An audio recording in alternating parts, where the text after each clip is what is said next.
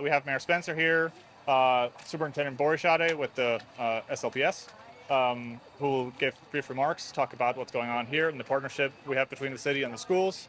And then we have the police chief, the fire chief, as well as Justin House with the Department of Health, who are all available to take questions. The Department of Health, particularly on staying safe while you're doing work on debris and the like. So Mayor, let's get started. Good afternoon. Thank you all for being here today. I'm happy to be here today with St. Louis Public Schools Superintendent Dr. Boris Sade, and also a pleasant surprise to have St. Louis School District Board President Dr. Karen Collins Adams with us here as well today. To talk about our collective and collaborative efforts here to provide more options for residents, homeowners, business owners, and community to move debris from their neighborhoods. You can see here that the National Guard has been deployed and is here on site to really direct this mission. We want to thank them for coming to our aid so quickly to help to be deployed here on this mission here, this logistical mission for our community. The school board, as you all know, voted on this plan on Tuesday night. Thank you so much for your quick, swift, and decisive action here to partner with the community, with the city on this effort. It is today that we are opening here our first of 4 sites to help move debris out of neighborhoods to landfill locations. We look forward to opening up the remaining 3 sites and getting that up and running later this week. I, as a community member, as the mayor, as an SLPS parent, want to just really sincerely thank you for this collaborative effort. It really, truly is a testament to the collaboration that SLPS and the commitment that you all have to our community. Thank you. I know when I called Dr. Boris Sade, there was just no hesitation in finding ways to partner to really support the community. I just want to sincerely thank you. You're welcome. Thank you. For the partnership. With that, I mean, we can take questions. I can talk about a few other things here. I'll just mention that this is an effort that is not only between all of us here, but the volunteer contractors in the community who are also just really helping us to move debris. Of course, we don't expect residents to you don't have to bring your debris here. This is another option. We recognize there is just an enormous amount of debris within the live space and within communities. This is an option if you are able to move your debris here to get it off site rather quickly. If you cannot do that, we want to make sure residents know that you can still continue to put your debris at curbside. Not only is the city contractors continuing to be mobilized to do that debris removal, we also have crews of volunteer contractors that are essentially doubling our city capacity and continuing to move debris to large dump sites as we work on getting the large amount of debris to the landfill space. I've talked a lot about resiliency of the community and how community has shown up in these unprecedented times, but it just really shows here. I mean, it's just being around, you can see how much debris has already been removed, and we'll continue to do that effort. Thank you. Who should residents call if they need their debris picked up? Right now, we are deploying those resources as best we can with the city resources that we have in addition to the contractors. I mentioned in a previous press briefing that I believe we have around 25 front loaders and 25 scoopers and dumpers is what I guess you call them. And those are what the city has deployed. The contractors are essentially doubling that. So we are deploying them kind of going throughout the area as best we can. So I would say, push it out to the curb. And we will be making the rounds throughout the affected area as quickly as we possibly can. If you've got an area that is just overloaded, please report it through CSB. When it comes to bringing debris here, is it just trees and limbs, or is it demolished houses and bricks? What should be brought here at the other locations? Whatever debris you can move here, bring it here. We are going to be sorting it on site. So the debris that you can bring yourself, We are encouraging residents to bring them here to these 4 sites. And I want to stress too, we have engaged the Missouri Department of Natural Resources. We've also engaged we'll be in the process of engaging other environmental partners in this to ensure that we are doing our due diligence to protect communities. We want the debris to be removed from the spaces in which people live. This is not going to be piled up here. We are going to be regularly on a daily basis moving the debris out of these collection sites to prevent any unnecessary health concerns. So we just want to be very, very mindful of that. But the collection of it is also important for our FEMA work. That's quantifying just how much debris has been removed is an important piece of that as well. Did you want the superintendent to say a word? Superintendent, did you want to say a word? Sure. I just wanted to say that it is so important, this partnership that we have with the city, so that our families have a place to dump their debris. We have been extremely excited about the partnership, where families can just know that we are here for them to support them through this time. A family or a community that comes together in times like this can only get stronger and better. And so when the mayor called, we were more than excited to come together to make sure that our community has everything that it needs. I have one comment. Yes. Are any schools? Did any of these schools that had sustained, significant damage? Did they have summer programs that might be closed or impacted, or maybe even food programs for the kids? The schools, Yeah, this one right here? Sumner, Ashland. Yes, we were planning to have some activities in those schools during the summer, and as a result, we won't be able to. We have relocated those schools, and that information can be found on our website. And then one more question. On May 16th, the day of the tornado, driving around at like anywhere from 6 to 8 o'clock, I saw a lot of school buses out on the road. What was the impact for dismissal that day with the storm? In many of the cases, our students had been dismissed in some cases, and buses, they had students on them until parents or staff could get to them and just be with them until they could be released. And so we are grateful again that no one was hurt in that space and that everyone cooperated and did what they needed to do to make sure that our students and staff were safe. Dr. Borchard, thinking about next school year, are you anticipating any enrollment impacts from the tornado? I mean, is the student population going to drop? We're going to take it day by day and we'll know and learn from day by day. Mayor, for you, the flow chart of debris. So it comes from the curb either to here or people bring it up to the various dump sites. You say you're taking it kind of off property. Is this going to like outstate landfills, or where is it going after it is either brought here or picked up by the contractors? We are still finalizing all the final resting spots of the debris. There are several local landfills that we're working with, but I know the amount is just so large that we're continuing to kind of expand where it will all end up. And I did see a sign over there that was telling the guard that they need to have PPE on. Yes. Is there protection or things that people can be thinking about? I'm thinking, asbestos, lead, et cetera, in this demolition as they're moving forward and moving their own debris. Yes, that's an excellent question. The environmental concerns are many. We know in other tornadoes there have been a whole host of things that are contaminants. Fungus, mold, other things.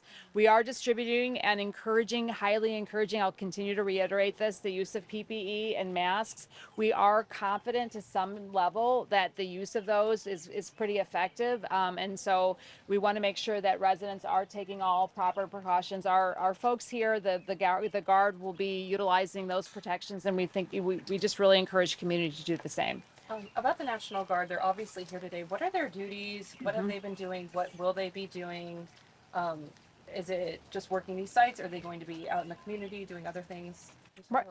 Right now, this mission that was granted is specific to organizing the drop sites. So it's going to be limited to really just keeping these drop sites working well, organized, so they're not going to be directly out in community. They'll be providing information, but really just very, very specific to the drop sites here for debris. Is the city doing anything to address concerns about an ordinance that would prevent people from keeping the entirety of their insurance claims? Thank you for asking this. I was going to follow up on this. This has been a topic of a few questions. We have a state law and a city complementary city ordinance that requires when a house has been damaged so badly that it is considered a total. When an insurance company pays out to a property owner, the city holds 25% of that insurance payout in escrow. These laws have been very, very effective at essentially protecting community from property owners who walk away from totaled properties, leaving the community to deal with the rubble. I personally, as an older person, have dealt with this on several occasions. It's been a very effective tool to bringing a property owner to the table to ensure that they either fully demo the site or rehab it before getting all of the insurance proceeds. What can be really, really damaging to a community is to have a property owner cash out on the insurance, leave, and then leave the community with the rubble and really no path to remedying it. So I want to say on the front end that this has been a protective measure and been very, very helpful to the city. We do not want to remove those laws in their entirety, recognizing how property owners, particularly homeowners who may be underinsured in particular, could be further victimized by having those funds go into escrow. We are working with the Missouri Department of Insurance to really develop that path forward here. We are working as quickly as possible. We do anticipate having a path in the coming days to really remedy that, to ensure that we are getting all available funds in the hands of tornado victims. So our action as it relates to those particular laws will be specific to the geographic area that the tornado hit and victims of that particular disaster. And so again, what we're going to be doing is looking for ways to make sure that those funds get into the hands of property owners so that they can be made whole, but with a remedy so that we, as a community, aren't going to be held hostage by really, really damaged buildings, and in particular, the environmental concerns that can be the result of that for many months or years to come. Is there anything homeowners should do now as they document and file their claims to make sure that they have everything the city needs when this process is? Right now, I would say all homeowners, all property owners proceed as normal with insurance claims. Insurance payouts usually take some time, so we don't anticipate anybody needing to have a remedy quicker than we're able to get that policy in place, because we are working. That is a top priority for us to get that ironed out in the next few days. So I wouldn't worry about it. I would proceed as normal as a property owner, recognizing we will have a remedy for you very, very soon. We'll clearly articulate that. We are in communication with the state Department of Insurance, so we'll be able to articulate and communicate that to the insurers that are insuring in our community here, and we'll have a remedy here soon. To be clear, the money's held in escrow. It doesn't go into your general fund. It goes. That's correct. It does. Yeah, it does. Those funds are held in escrow. The city does not take ownership of those funds. They're held in escrow until the property can be made whole. How long will the National Guard be here? This National Guard, this deployment, this mission is here for 2 weeks, and we have 41 members of the, I think, 35th Brigade here. Is the 41 troops just at this site or in total? No, they will be in the 4 drop sites, and they'll really be keeping those organized, keeping those sorted, and keeping those orderly, and making sure that we are adhering to the environmental pieces and all that sort of stuff. So does that mean that people have 2 weeks to get their stuff here if the National Guard is leaving? No, we are committed to ensure that we have a path to getting debris out of communities. We have the initial mission for the National Guard here for 2 weeks. We are going to be evaluating as we move through if these sites are used, if people have the ability to get the debris here. It's really an ongoing target, as we have been so lucky to have so many and so grateful to have so many volunteer contractors really participating in the debris removal. They have already removed so much waste. If we can continue this collaborative effort while giving homeowners and property owners the path to remove their debris themselves, as we continue to evaluate the effectiveness of it, we'll have more insight. So someone else here sorting it when they leave? Well, if again, it will really depend on how. We're hoping that these are very effective tools here. If they are used, we will continue to figure out a path to either continuing to engage the National Guard or having other partners here. But if we want to figure out the most effective way of getting debris out of our communities and continue to put our resources there.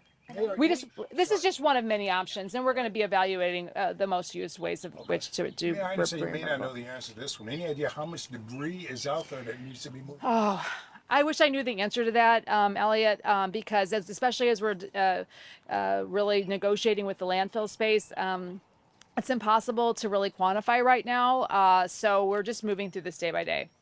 How is the process of evaluating potentially redeploying ARPA funds for tornado relief going? It's going very well. It's going rapidly.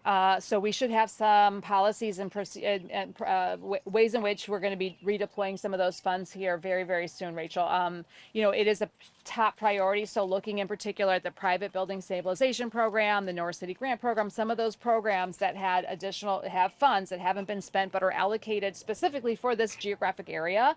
That's been a very, very helpful tool. We want to make sure that when we deploy new ways in which to deploy those funds, that they're thoughtful, that they are legal, and so there's been a little bit of time associated with doing all that work. But we have some projects in the works, I would say, and the community can expect to have some announcements on those soon. Any plans to use the Rams settlement money? We've also been in discussion about the RAM settlement funds. In particular, the Board of Aldermen have been a really phenomenal partner in thinking through some of those things. We want to be thoughtful in this. We recognize that we are in line to get FEMA declaration. Those funds, if awarded, will be significant, and we want to make sure we're exhausting all options at the federal, state, and local level before we get in the ARPA funds, before we start deploying unencumbered funds that could be used to fill in gaps that those other pots of money might not be able to address. So we want to be as thoughtful and as thorough as possible at assuring that we are tapping into all resources that might be available to our community. Spencer, I know that you've spoken about how you wanted to use the National Guard strategically before you asked them to do anything. Why was it important to have them work dump sites and not some other enterprise? Some other missions? Yeah, this is, typically I think a lot of folks have really looked at how the National Guard's been involved in other disasters like Joplin, for example. Oftentimes the National Guard is deployed to really secure sites. We were really confident in our police department and our fire department to really secure the area. We felt very strongly that we didn't need the National Guard to come in armed. And we're grateful that our local resources, our local first responders did such an excellent job really making sure that that wasn't necessary in the front end. We were embedded with a member of the National Guard from day one who was continuously evaluating with us not only what we needed, but what the local National Guard's persons could actually do for us. And the missions that we submitted for were those that we identified in conjunction with their personnel and what we knew to be their local expertise. A lot of folks are really confused or asking why the National Guardsmen are repairing homes and doing that stuff like that.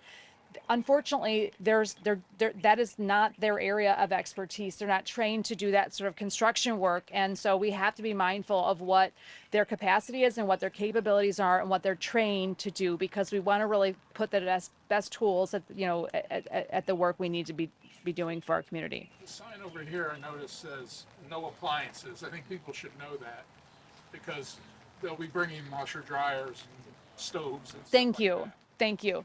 That's a good point. And so as we have flyers, we're going to be distributing that information in the coming days to make sure that we're a little more clear about what can go where. Thank you for putting that out. So will they have like 24-hour shifts, or Chief Tracy, will you guys be patrolling the areas that the National Guard is at? Well, the National Guard, as you can see, they're going to be at these 4 hubs. They'll have equipment. They're going to go to a certain time at night. They're not going to be working through the night. We'll make sure we provide security to make sure their equipment's protected. As we've had 12-hour shifts, I've talked about it since the tornado, how we've had the police officers working. We'll continue to have our command post down on North Kings Highway in Delmar. We're going to do that because it's more centrally located than going to North Patrol. We want to make sure that as our additional resources come in, they're going to be working this area in the impact zone and the surrounding area. And at the same time, when you go to 12-hour shifts, I can continue to make sure all the districts and the rest of the city are covered. So that was the long answer, quick answer. We'll be providing security through the night at this when the National Guard wraps up towards the night. They're not going to go through the operation at night because they got to be sensitive to the people overnight and the amount of noise and everything that's going in and out of this location and the other 3 locations. I have one more question for the mayor. Mayor Spencer, we're almost at the 2-week mark since the storm struck. How do you evaluate the city's response to this crisis thus far? Well, Elliot, I'm going to let the community evaluate the city's response, but because I think it's so varied based on the individual experience of those who have been impacted. And I know that, you know, while doing what I believe to be the very best that we can, I also know that what we've been able to do is not enough. There's no city on the world that is equipped to deal with a calamity, a disaster the size of this tornado. So I wouldn't begin to try to evaluate that. What I will evaluate, however, is the work of our city employees. And I will say that our city workforce did an incredible job with the resources that our city has and the planning, or maybe lack of planning that a city our size that we had for disaster planning. At our every single department, from our first responders, our fire department, our police department, EMS, the regional partnerships across the region, fire departments from all over the region showed up at the call from our fire department and were helping within minutes of the tornado. Our city workforce working to clear roads, the parks, forestry, all departments, all hands on deck. The building inspectors helping us to evaluate the structural integrity of buildings has been absolutely phenomenal. The overall response is something I think we'll be continuing to evaluate for days, months, years to come. A question for the fire chief. Have any fire hydrants been impacted by the tornado? And if so, are they have been addressed already? Some of the hydrants were impacted by it. They were covered with debris. Most of those have been uncovered. As we find hydrants that have issues, whether it's stripped threads, some of the bonnets are broken, those are being repaired. Yes, sir. So Chief, I haven't heard of people having issues with this, but are you a little worried as the power gets turned on that what was a cold wire before isn't now? People need to be aware of that. What today is cold, tomorrow could be hot. Right. As the city and the affected area regained some of the power, there was a few issues with electrical inside the homes, some outside the homes. Most of those have already been corrected. People did call right away. The initial day of some of the turn-ons did cause us some issues, but it's all been corrected. Chief, do we know yet why the backup button in the fire department for the sirens wasn't working? Why that wasn't being addressed by SEMA, by anybody else in the city? That entire issue is being investigated. It's all being documented, and we will have an exact answer when we're fully completed. Mayor, the question for you, and I don't know if the superintendent is still here, but I'm wondering what the thought process was for using the schools as debris deposit sites. You said there was a collaboration. It was an idea. I'm just kind of wondering what the process was for thinking schools are available and it's a partnership we can have. Yeah, we really leaned into our the building division and other city employees who really helped us take a look at the affected area. We wanted to make sure that the debris drop sites were within community, so it was easy for neighbors, residents to really utilize them.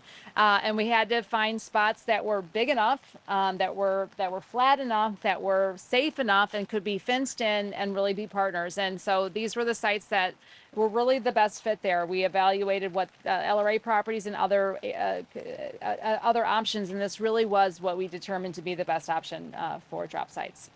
But I also say, on the fire department's button, this was really an issue that SEMA was responsible for doing the testing, and how that worked out. I think the chief's absolutely right. Having the full evaluation, we're committed to having an outside evaluation really go through that whole issue and getting to the bottom of it to communicate that to the community.